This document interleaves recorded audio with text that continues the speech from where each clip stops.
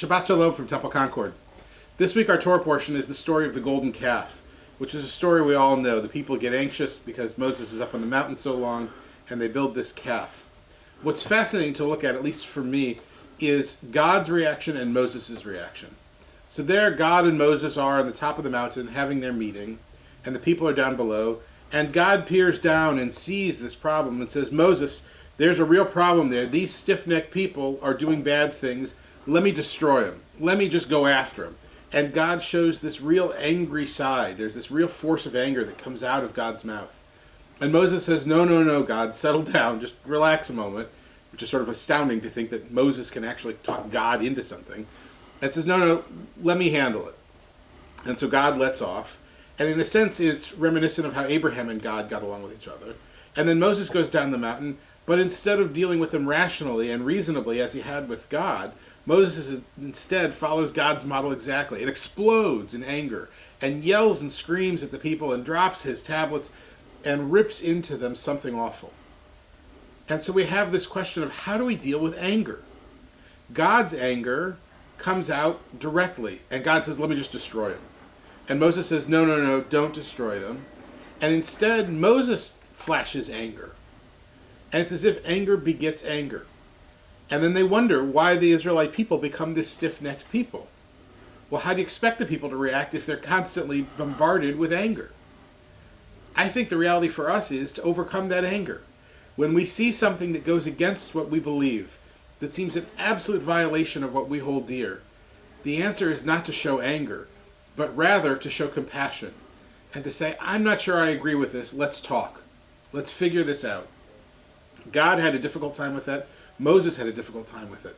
But imagine what our world would look like if instead of flashing anger every time, we instead flashed a sense of understanding, a sense of a willingness to comprehend the other, where they're coming from, where they're headed.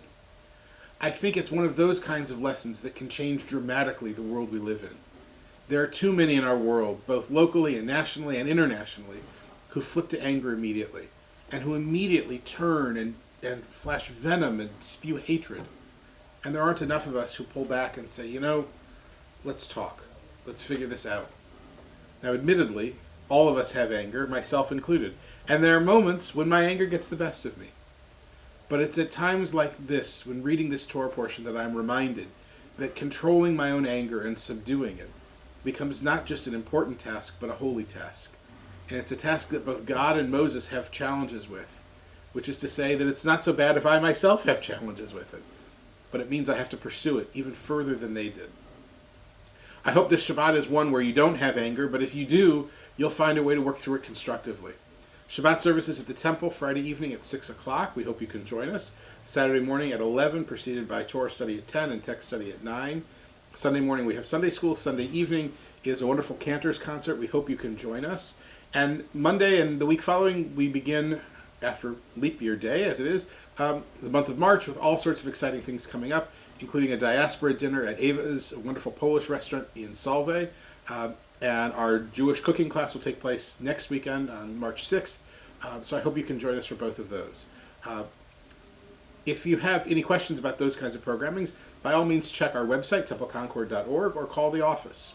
For now, though, I wish you a Shabbat of understanding anger, how anger develops within each of us, how we manifest anger, how we learn to control and subdue our anger, and how we can learn from the angry outbursts of others to make our world better by lessening our own anger and learning to control our own anger.